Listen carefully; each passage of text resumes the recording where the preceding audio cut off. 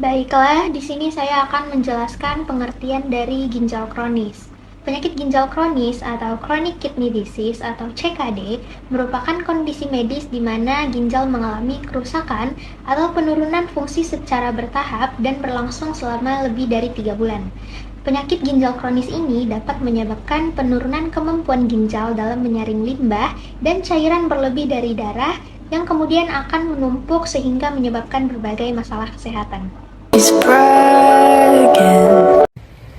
Gagal ginjal kronis disebabkan oleh kerusakan jaringan ginjal yang dipicu oleh penyakit jangka panjang.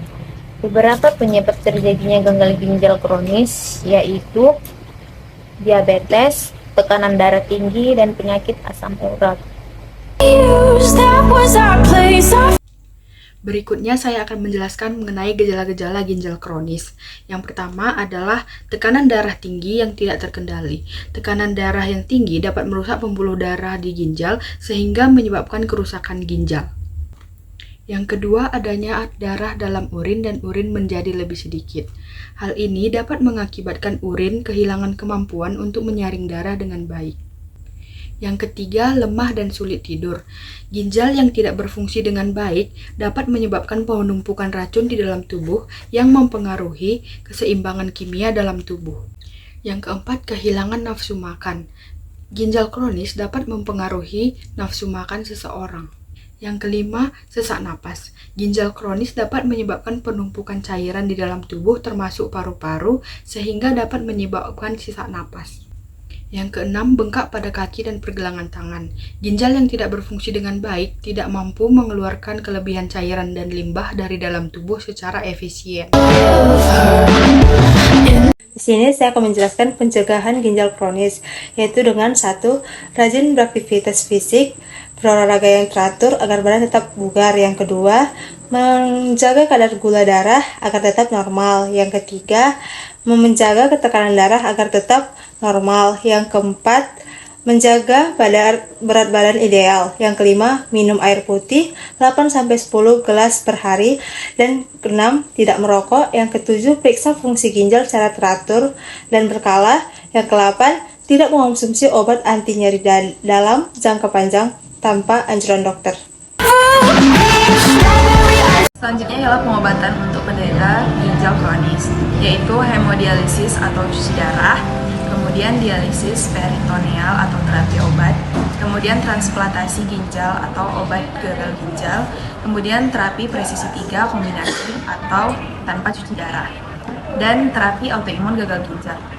Jika tidak ingin transfusi darah, bisa juga pakai metode detox dan obat oral, mengatur kadar bahan kimia dalam tubuh dan untuk meningkatkan sistem kekebalan tubuh. Kemudian, ia juga bisa mempercepat pemulihan kesehatan bagi pasien yang menjalani cuci darah, mengurangi efek samping seperti pusing, mual, dan lemas, dan mengurangi hilangnya sel darah dan protein dalam darah, dan secara bertahap mengurangi jumlah volume hemodialisis cuci darah. Upaya tersebut untuk membantu ginjal menjalankan fungsinya secara normal. Patofisiologi penyakit ginjal kronis. Ginjal normal biasanya memiliki kurang lebih 1 juta nefron yang berkontribusi terhadap laju filtrasi glomerulus total atau GFR. Ginjal memiliki kemampuan untuk mempertahankan nilai GFR-nya meskipun nefron mengalami kerusakan progresif. Nefron sehat akan menunjukkan hiperfiltrasi dan hipertrofi. Kemampuan beradaptasi nefron ginjal tersebut memungkinkan pembersihan zat terlalu pada plasma secara normal dan berkelanjutan. Kadar zat seperti ureum dan keratin plasma menunjukkan peningkatan yang diukur hanya setelah GFR total menurun 50%. Peningkatan keratin plasma akan meningkat 2 kali lipat dengan penurunan GFR sebesar 50%. Misalnya pada pasien dewasa meningkat keratin plasma dari 0,6 mg per desiliter meningkat menjadi 1,2 mg per desiliter. sebenarnya menunjukkan hilangnya 50% nefron yang berfungsi. Faktor lain yang menyebabkan kerusakan ginjal progresif adalah seperti hipertensi, merokok, dan diabetes yang tidak terkontrol. Selanjutnya adalah pembahasan tentang beberapa zat gizi yang perlu dibatasi untuk penderita ginjal kronis, yaitu yang pertama, protein. Penderita ginjal kronis disarankan untuk membatasi asupan protein tinggi untuk mengurangi beban kinerja ginjal dalam tubuh. Namun, protein tetap dibutuhkan dalam jumlah yang cukup untuk mencegah malnutrisi. Sumber protein yang disarankan adalah sumber protein hewani dengan kualitas tinggi seperti daging tanpa lemak, ikan, telur, susu, dan susu dan lemak. Lalu zat gizi yang kedua adalah kalium. Penderita ginjal kronis cenderung memiliki kadar kalium dalam darah yang tinggi. Oleh karena itu disarankan untuk membatasi makanan tinggi kalium seperti pisang, jeruk, kentang, dan kacang-kacangan.